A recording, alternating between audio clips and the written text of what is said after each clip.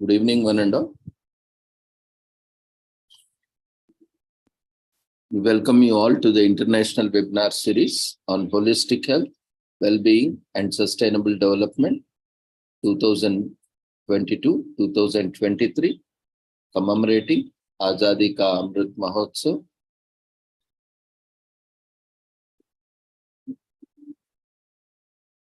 Nation celebrating 75 years of independence.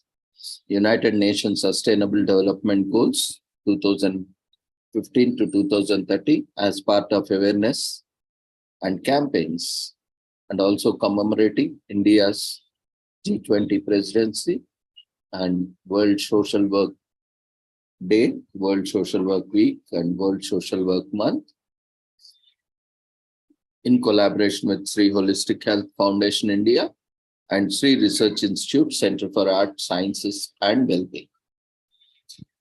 So before we start our today's sessions, let's take the blessings of Almighty.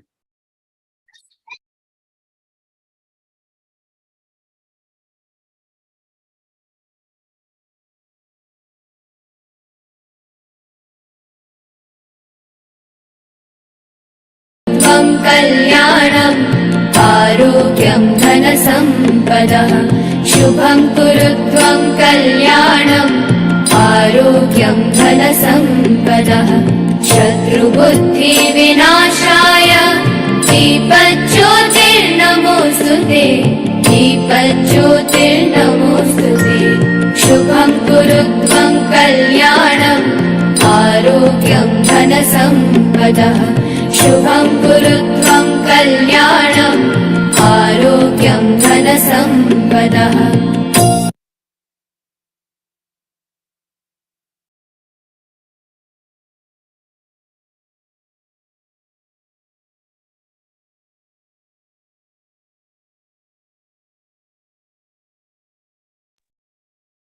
With the blessings of Almighty, we shall continue with today's commemoration. As we know, we are commemorating every day various events by United Nations and UN systems, and also various regional, national, international commemorations. Today, we don't have much commemorations as such at an international level. So we will look at some national level commemorations. Today in US, it is American Diabetes Alert Day. It is observed annually on 4th Tuesday of March.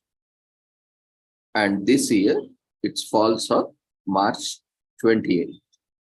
And it is aimed at raising awareness about the risks and symptoms associated with diabetes among the American public. The holiday is sponsored by American Diabetes Association. So diabetes occurs when the body's blood glucose level is too high, and this is caused by a deficiency in the insulin produced by the body, which is hormone that lets glucose enter cells and be used as energy. So excess glucose in the blood can lead to several health problems. The most common types of diabetes are type 1, type 2, and gestational diabetes. So diabetes can be dated back to 1552 BC in Egypt, where physician Eslira listed frequent urination as a symptom of a disease that also caused both emaciation and the production of urine that attracts ants. In 150 AD, Greek physician Aratus described the disease we know now to be diabetes, to the melting down of flesh and limbs into urine. The presence of sweetness in the urine blood led to disease being named diabetes mellitus in 1675. It was in the 18th and 19th centuries when physicians began to realize that dietary changes could help in the regulation of diabetes. Elliot Joslin published the treatment of diabetes mellitus in 1916, recommending a fasting diet and regular exercise for blood sugar control. Frederick Banting, a Canadian physician, was the first to think of using insulin to treat diabetes in 1920. Today, insulin is used to treat type 1 diabetes. Other medical advancements have allowed patients to check their blood sugar levels at home at their convenience and precisely regularize them using insulin medication, exercise, and diet. So diabetes currently affects about 34.2 million Americans, out of which 7.2 million don't even know that they suffer from the illness. To make matters worse, approximately 88 million people have prediabetes, a condition characterized by the high blood sugar levels that aren't high enough to be diagnosed as diabetes. So this American Diabetes Alert Day was first observed in 1998 to intimate the American public about the disease and the risk of the development.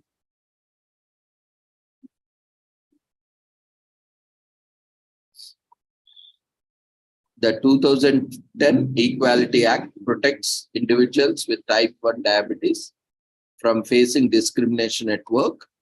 And though there is no known cure for diabetes, it can, however, go into remission. So on this occasion, take the American Diabetes Association risk kit, official diabetes risk test on the official ADA website. It will help you understand the areas you need to focus on or any changes you may need to make in your lifestyle. And if you can, contribute or donate a few funds to organizations that work to improve the lives of individuals with diabetes, and your contribution will assist in the advancement of research, outreach, and information campaigns. It is not enough to just know where you stand. Encourage the people around you to assess their risk levels as well. Help them avail the resources they might need to understand the topic further. And in the United States, diabetes is the 7th leading cause of death. Diabetes is a major cause of not just blindness, but also kidney failure, heart attacks, and strokes.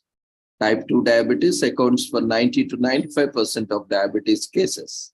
Type 1 diabetes tends to develop early in age. Lifestyle changes like a healthy diet and exercise can drastically reduce chances of developing type 2 diabetes.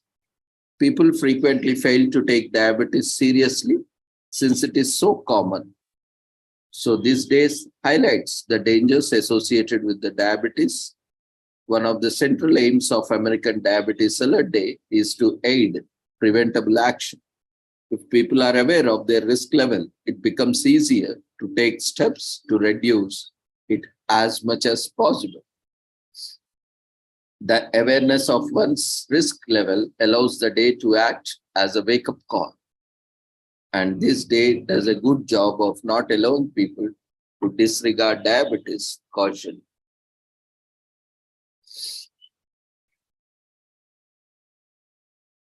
Today is also commemorated as Nation Triglycerides Day in US, as we stand by the words of our health being the ultimate wealth.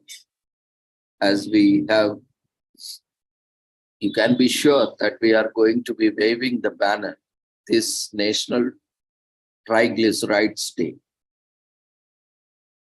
Just like all things in life require balance, so does our nutritional intake. Too much of anything, even if they are vitamins, can also be harmful. So this is the reason why triglyceride levels, which are important lipid compounds that help growing us with energy, can be extremely detrimental, while in many cases, high triglyceride levels can be treated using medications. Recent studies have shown that in older people, namely 50 and above, triglyceride levels rise because of hormonal changes. Being of sound health is one of the most important commodities in the world today. Especially, it is essential to celebrate this day because it's a reminder of how important life is and all the amazing things it has in store for us. Without further, let's take a look at what triglycerides are. Triglycerides, at the very basic, are fatty acids consisting of saturated fat, unsaturated fat, and glycerol, a type of glucose, also known as lipids. These fatty compounds are created by our bodies when we have excess carbohydrates or sugar. Triglycerides, mainly stored on the hips and stomach, provide energy. When you are eating margarine, meat, butter, or other dairy products, you are ingesting triglycerides. Having high triglyceride levels can lead to heart diseases and related complications. Doctors test the levels using a blood test called lipid profile.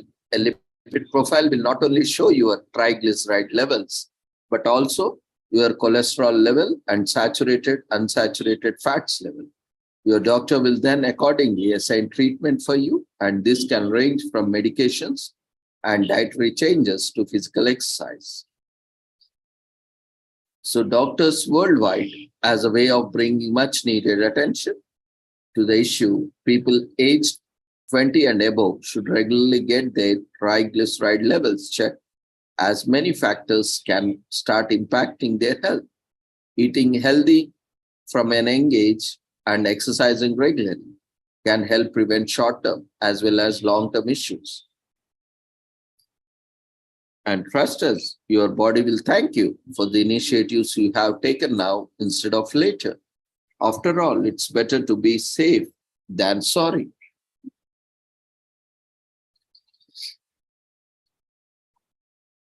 Eating fresh fruits and vegetables can help reduce your triglyceride levels.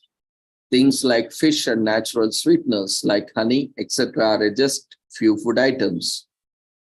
And it is best to consult with your physician on what's best for you based on your preferences like vegetarian or so. Usually you should have your test done while you are fasting. This is because triglyceride levels, like glucose levels, can be the highest when you have just eaten. Recent studies have shown that fasting does lower triglyceride levels. Your diet and metabolism, amongst other factors, can influence your triglyceride levels. Once again, it is the best to ask your physician what type of fasting you can do to achieve your goals. The earlier you detect something wrong, the easier the treatment is. And if in the end everything is okay, you have a reason to celebrate. It's always better to get yourself regularly checked at the doctor. Prevention is better than cure. Therefore, always opt for a leading good lifestyle by eating healthy food and moving that body around. You can suffer from severe health complications if you have low cholesterol levels, as your cells and organs need it to function properly. You can also suffer from severe health complications if your cholesterol levels are too high, as this can lead to clogged arteries, strokes, heart disease, etc. So you need to maintain a balance. It should be neither too low, neither too high. Exercising can lead to sweating, which in turn can lead to good cholesterol levels, that is high density lipids, HDL. 1 in 3 adults suffer from high cholesterol levels due to poor lifestyle choices. If you have high cholesterol levels, your brain function can be impacted, resulting in you having a higher chance of developing Alzheimer's disease.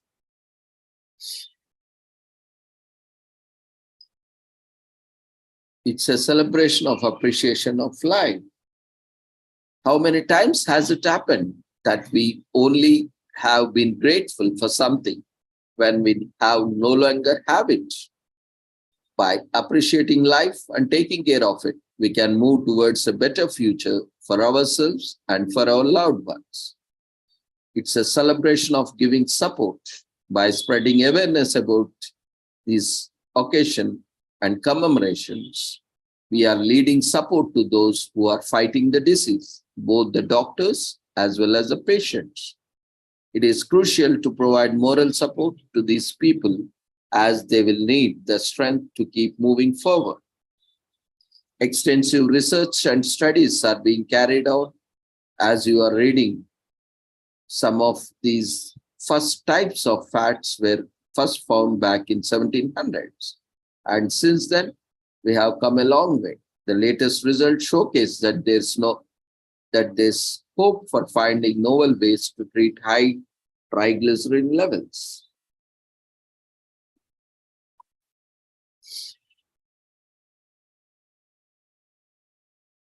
Today is also commemorated as National Weed Appreciation Day in US. It's because some weeds are actually beneficial for us and our ecosystem. They act as nutritious food and herbs, and some of them even have medicine value. So let's take this day as an opportunity to go out in the garden and appreciate those weeds for the benefits they provide.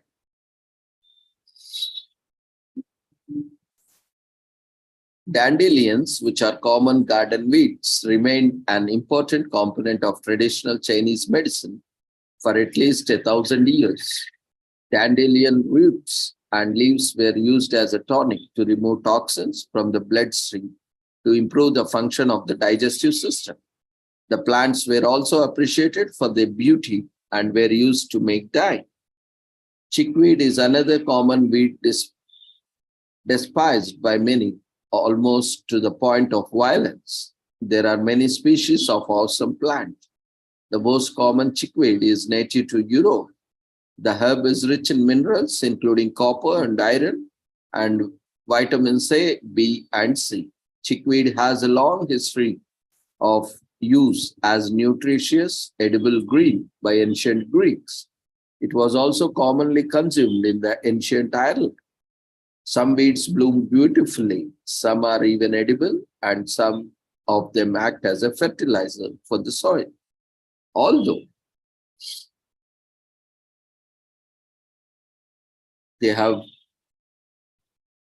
benefits and some disadvantages too, but it is clear, appreciate them and try to find out their value instead of just plucking them out.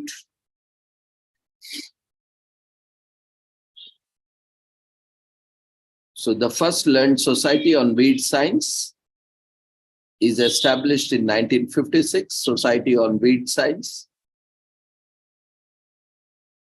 And the publication of 3 WSSA journals on weed science begins in 2017, Journal of Weed Science. And dandelion, common daisy, clover, and nettle are some of the most common weeds that we can find in our garden. Certain weeds are parasitic plants, which means they use other plants as hosts to obtain nutrients. So beware of them. The catch is here is to identify beneficial weeds and appreciate those. And weeds are good for soil as they prevent soil erosion, and the roots of certain weeds go so deep that they are able to mine minerals from far below the surface and make them more accessible to other plants. So this is an opportunity to learn about the benefits that weeds provide to us and our ecosystem. Go out in your garden, take out your phone, search for the weeds growing there and read up on them. We are sure you will find all sorts of fun information about what's growing in your garden.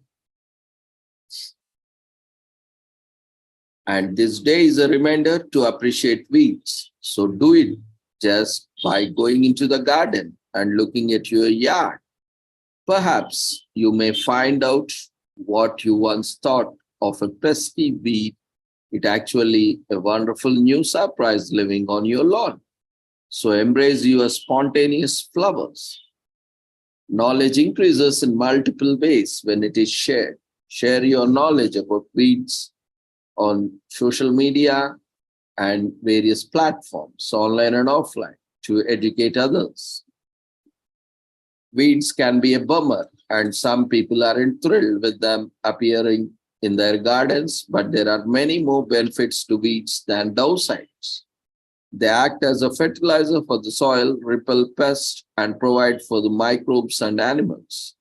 One of the first plants to sprout in the spring with vibrant pops of yellow and downy balls of seeds.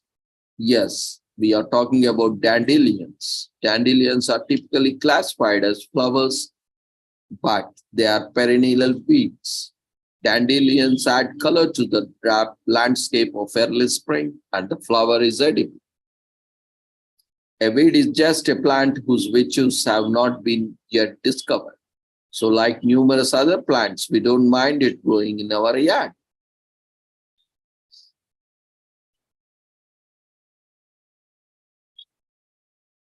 Today, we are also commemorating Virtual Advocacy Day, being involved with the legislative process on Virtual Advocacy Day in US, which takes place annually on March 28th, allows constituents to advance their collective agendas.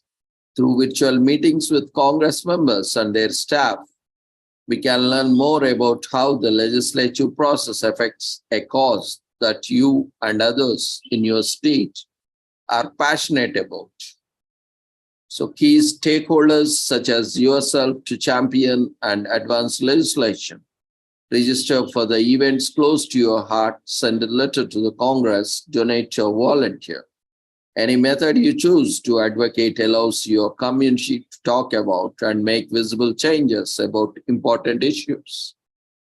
To understand what advocacy means, we must first understand the Latin word advocate, which means to call out for help.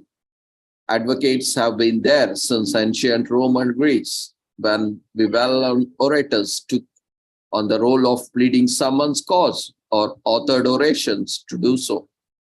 Roman lawyers and advocates like Cicero Caesar were legendary.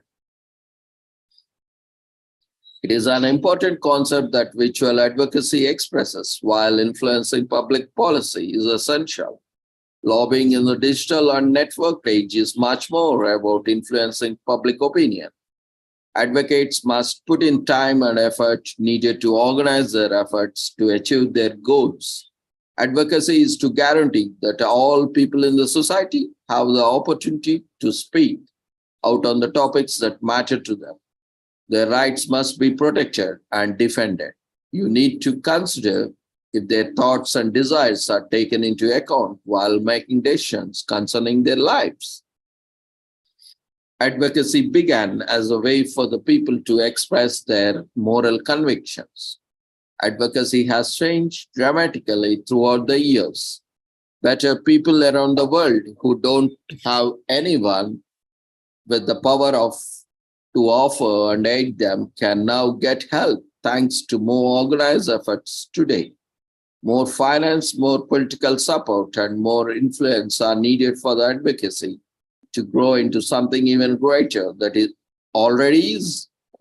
Everybody has a responsibility to contribute in whatever manner they can in the face of global crisis, thanks to the emergence of advocacy.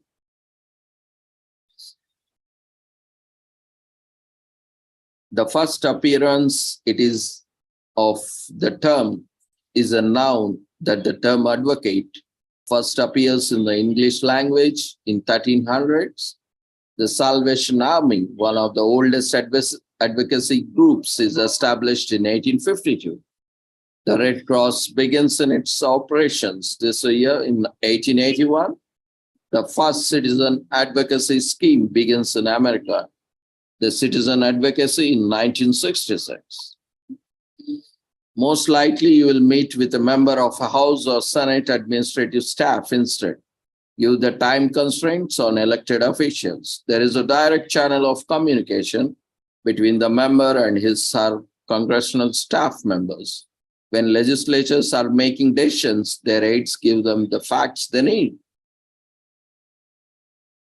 Depending on the event, when registering for some virtual events, you are asked to self-identify. To ascertain if you are over the age of 18, a waiver may be asked for, so read the terms and conditions first. Even though the meeting is held virtually, it is also important to dress as you would in a physical meeting. Business attire is a good way to go. Personal stories have an unmistakable impact on the people. So share your story with the world on this day to inspire others and affect meaningful change. Your legislations must be informed of your concerns. Your phone calls and letters will demonstrate to legislatures how strongly their citizens support the cause in their state.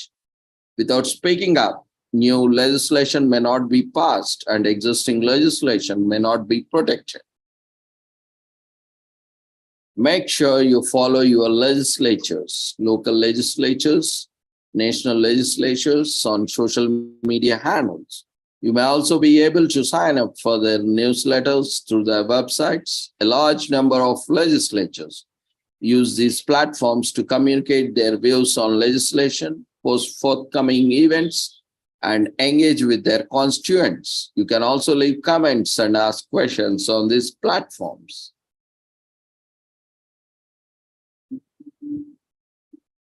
Raising your voice by writing letters to the editors is one of the numerous methods you may share your letter with the world, further increasing its reach through letters to the editor. You can also advocate virtually through emails that will reach your lawmakers via emails. Using video testimonials from advocates is a terrific method to tell stories of success. You can then post the messages you have recorded on social media through video testimony. Advocacy groups may encourage their supporters to use social media messages, infographics, hashtags, and/or profile images and banners as their own to demonstrate their support and assist their and spread their ideas further in social media. Community charity organizations can use virtual site visits as a substitute for inviting members of Congress, their staff, or other representatives to visit their facilities and observe the mission in action. So it's an interactive site tools. Face-to-face or in-person advocacy can only be carried out by those who are physically present in the same room at the same time. As a result of these limiting being removed as a virtual advocacy, more people who couldn't participate in person before can now do so. It removes various limitations. Its engagement with the lawmakers, the fact that it exists does not preclude advocates from communicating with lawmakers and their staff. This is always very important to drive beneficial change. By bringing together people from all around the country, you can broaden the scope of your advocacy efforts and better present the interest of your constituents. People who cannot attend due to several reasons, such as living with disabilities, can do so now and have their opinions represented, and it also promotes the diversity.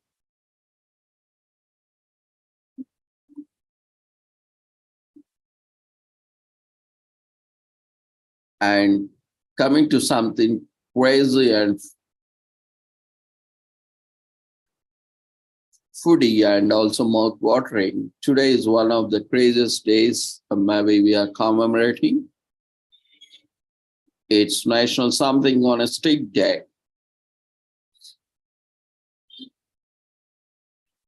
It remains unclear, despite our research and digging, what is its origins, but it is more likely a case of fun-loving individual or a group of people manipulating internet search results via the wizardry of search engine optimization to boost the holidays legitimacy, so we don't mind. There's no getting around. Food on a stick is fun. Well,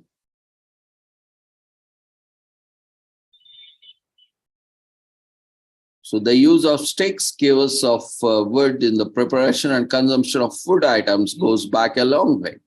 A very long way. An archaeological site in Germany contained a stick with a burnt tip, indicating its use in the cooking of meat over fire from 3 billion years ago, the lower Paleolithic era. From ancient Greece, Homer's Iliad makes mention of cooking meat on skewers in the absence of a metal grill to set over wood fire, passing your meat with a sharpened stick and holding it over the flames to cook while you turn it and adjust its height above the flames for ideal doneness is no-brainer.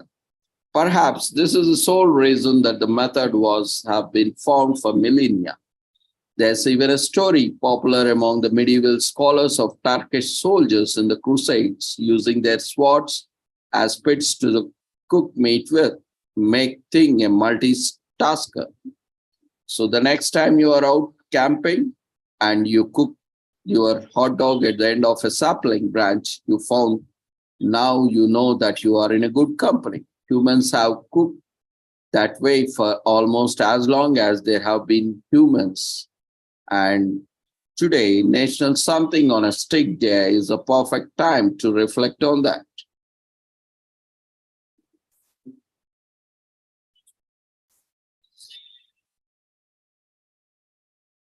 Since 1868, in the streets of the cities of Japan, food vendors began to sell yakitori, teriyaki chicken on the skewer stick from their charcoal fire pits, a food cart offering since 1868. A San Francisco area youth accidentally leaves a sugary soda mix outdoors overnight only to discover the next morning, after the liquid had frozen, that he could lick the treat of the wooden stirrer, thereby inadvertently inventing the popsicle. Its serendipity in 1905. The Cozy Dog Drive-In in Springfield, Illinois, is a fast restaurant to serve corn dogs on a stick, or so it is claimed. So let's get corny since 1946. Something for the grill. Turkish chefs introduced the shish kebab to the Greeks, who added chunks of tomato and vegetables to the skewered meat and then leaked the recipe to the Americans, who in turn increased the size of meat cubes since 1950s. So get that backyard fire pit blazing, and it's the height of the summer, but even in the temperature climates, should it be too chilly to gather the kids around the campfire to cook hot dogs and marshmallows on sticks or skewers over the flames. No flicking your stick, though, because molten marshmallow on your cheek is never fun. Have a dinner party centered around your grill and use official bamboo skewers to make kebabs of tofu or any veggies. Is more sophisticated open flame celebration of the taste. Make your own popsicles if you don't want to invest in specialized popsicle makers for your freezer with the preferable prefabricated dried proof handles. There's a similar alternative. Fill your regular ice cube trays with Kool-Aid or other sweet liquid. Cover the trays with plastic wrap and insert a toothpick through the plastic into each cube to serve as a handle after freezing takes place. And mini pops. Officials in the German cities of the Frankfurt and Coburg will dispute this claim, but it's generally accepted that the hot dog as we know it was invented by various citizens, Samuel Reichel and Sam Ladry, who introduced the food item to the American diners at the 1893 Chicago World's Fair. Apollo 7 astronauts had the freeze-dried ice cream removed as part of their space-bound menu. But one meal that survived on the Apollo 11 was the great American hot dog that doesn't belong in a tube. In 2015, Americans spent more than $2.5 million on hot dogs, and it's estimated that between Memorial Day and the Labor Day, US citizens will consume 7 billion hot dogs. The numbers don't lie. In the 2015 Nathan's hot dog eating contest, a contestant named Matt Stoney, also known as Megatoad, ate 62 hot dogs in just 10 minutes. Too much of a good thing. In 1927, Stanley S. Jenkins applied for a US patent, which was granted in 1929, for a machine that combined a regular hot dog with cornmeal batter and fried it into a guessed it, a corn dog. It's mine and all mine.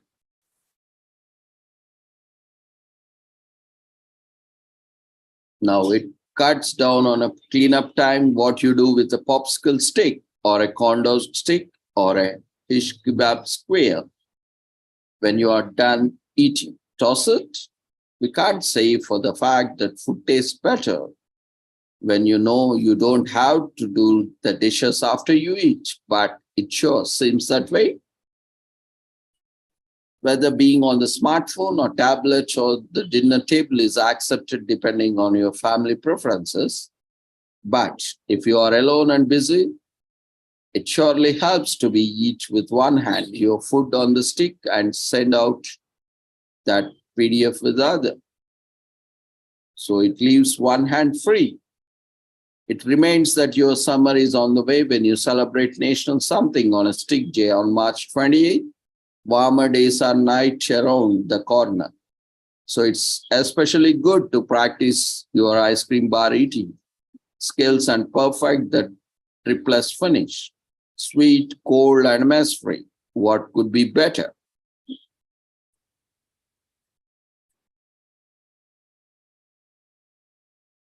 So today we have another commemoration, National Hot Tub Day in US, and is the best day to love your hot tub.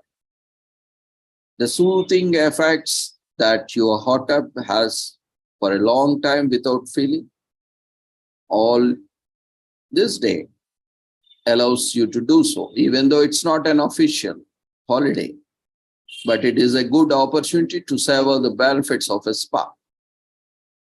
You can see more time with your loved ones as the jets relieve your tense muscles. You may relax and converse with your companion. Enjoy a mini vacation in your backyard today in your hot tub. Early Egyptians may have taken hot therapeutic baths some 4,000 years ago, according to archaeological evidence. In 600 BC, King Pharos of ancient Persia had a hot tub chiseled out of a solid granite for him. Plato, Homer, and Hippocrates, three of these Greece's greatest thinkers, all believed in the medicinal properties of hot water. Water springs drew people together for a social gathering and other activities in the form of elaborate constructions. And then there was Rome, the imperial leaders that were even more extravagant than those who became before them and built massive spas to match. Many of these facilities were built to the said recuperation of exhausted legionaries who had suffered wartime injuries and illness. The name Sanus Paracon, which means health through water, is the origin of the acronym for the term spa. Sports stadiums, spas, massage parlors, and eateries were common features of the Roman spas.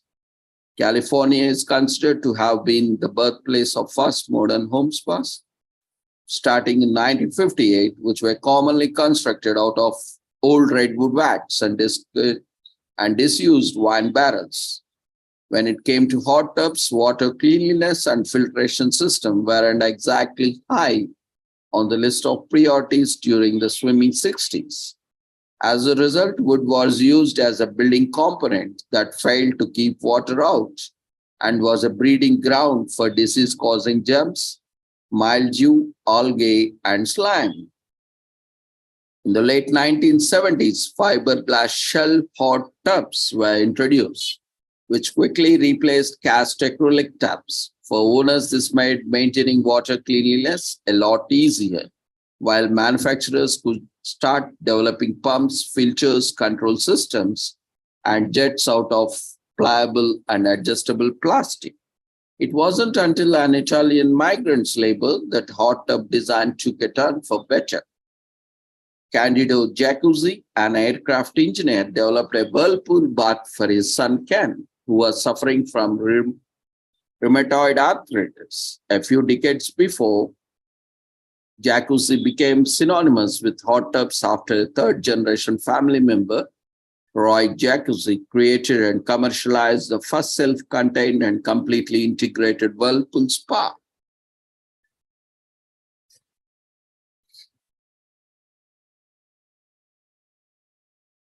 So the invention of the earliest self-contained whirlpool tub was in 1968. The hot tub industry is born in the year 1970. The first synthetic hot tub cabinet is introduced to take the place of traditional wooden cabinet in 1995. People are beginning to discover that hot tubs can be utilized for medicinal purposes in addition to being used for the parties and relaxation. So a lot of medicinal properties since 2000. Because the temperature in a hot tub is hotter than water in your body, being in a hot tub for an extended period might cause you to dehydrate and experience symptoms such as lightheadedness, disorientation, or nausea. The combination of alcohol and a hot tub is not a good one. Having a drink while relaxing near a hot tub is as wonderful an experience, but you should never step into a hot tub while you are influenced of an alcohol. Relaxing in a hot tub is a great way to wind down after a stressful day or even to fall asleep. Drinking alcohol relaxes your muscles and your mind. If you combine the two, you can run risk of passing out and slipping into the water where you could drown. And anyway, alcohol doesn't have any good benefits for your health. Why you would like to ruin your health with this consumption of alcohol? A hot tub can be expected to last from 5 to 20 years. To put it another way, low quality hot tubs are not going to last long. Because of the poor upkeep, these hot tubs may only serve their owners for a few short years. Yoga is a great activity for your next hot tub experience because it focuses on the physical control, mental clarity, and relaxation. Begin with a few deep breaths in your comfortable seat. Then concentrate on stretching your spine, lowering your shoulders, and noting the water's effect on your body.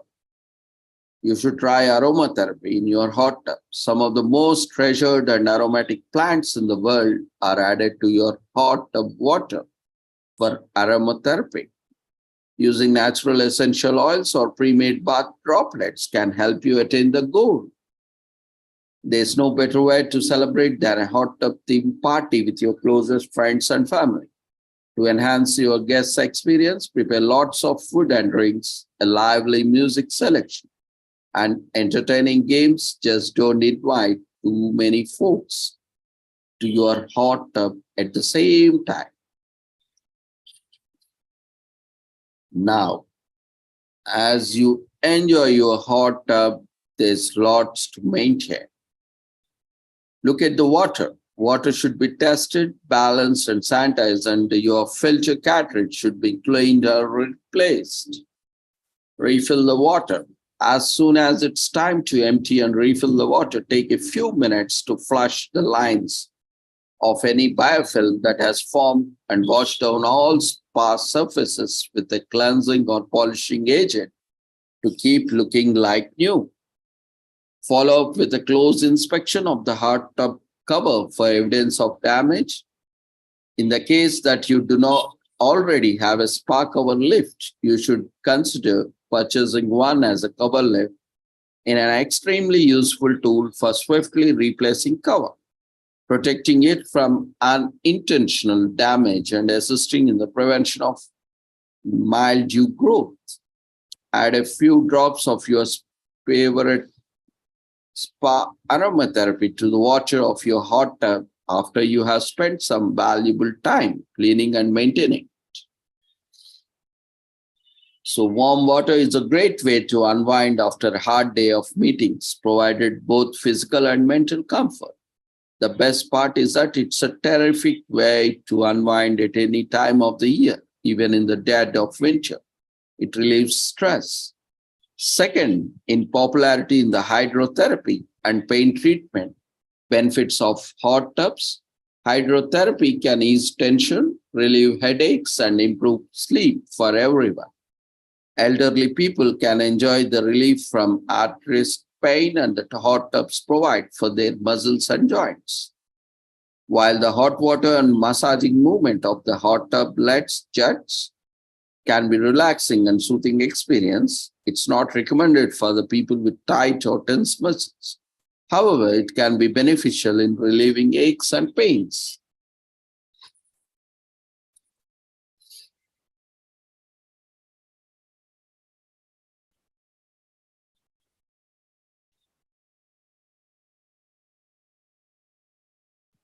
So with this, we shall end the commemorations for the day. Thank you everyone for joining us on this international webinar series. We request everyone, whoever has not yet registered for the international webinar series for today's session, to quickly register. The registration link has been shared in the chat box. You can quickly find and register yourself for today's webinar.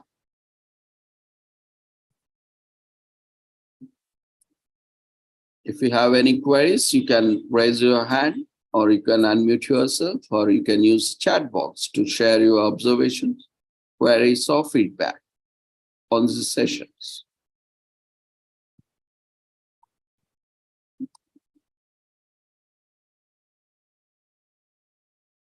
All right, if there are none of them, then we'll move on to our feedbacks. Feedback is being launched in the form of polls. We request everyone, just a second.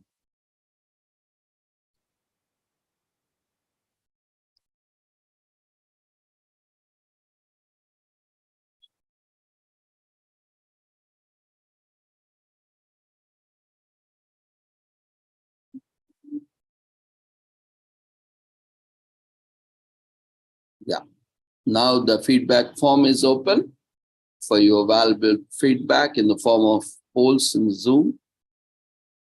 We request everyone to quickly attend to the feedback form. Thank you everyone for joining us.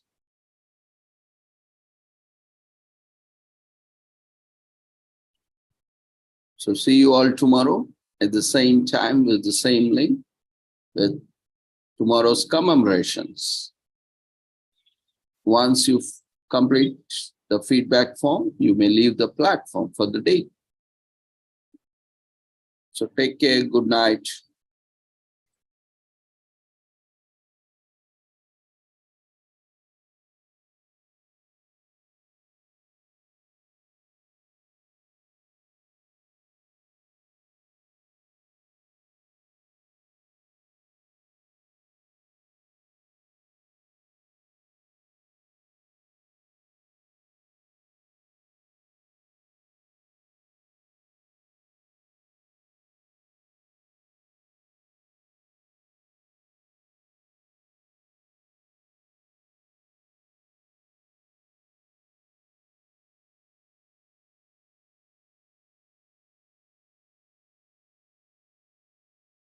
We request all the participants to quickly attend to the feedback form.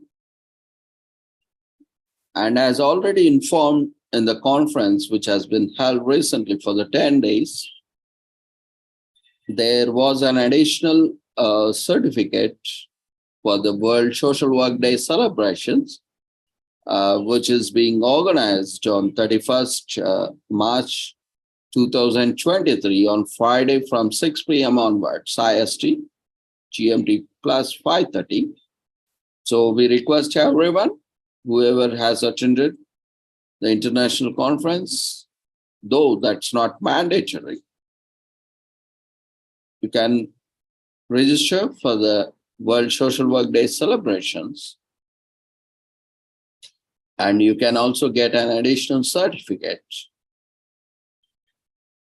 as the dates of the conference and the celebrations have been coinciding.